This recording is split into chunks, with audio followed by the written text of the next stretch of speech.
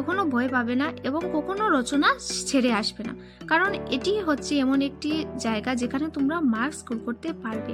এখানে তোমরা যা পারো লিখে আসবে।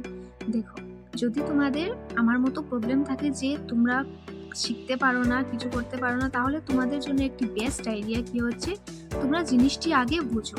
যখন একটি কোয়েশ্চেন দেওয়া থাকবে তখন আগে জিনিসটি বুঝো যে এখানে কি বলা হয়েছে, তারপর তোমরা চেষ্টা করো যে বানিয়ে লেখার।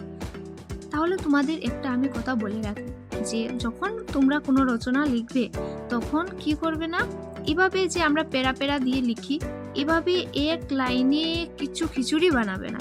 মানে এখানে লিখেছি জন্ম, লিখেছি কিভাবে পড়াশোনা হয়েছে, বা এর বিষয়ে লিখেছি, যে কোনো কিছু লিখেছি, একভাবেই লিখে যাবে না।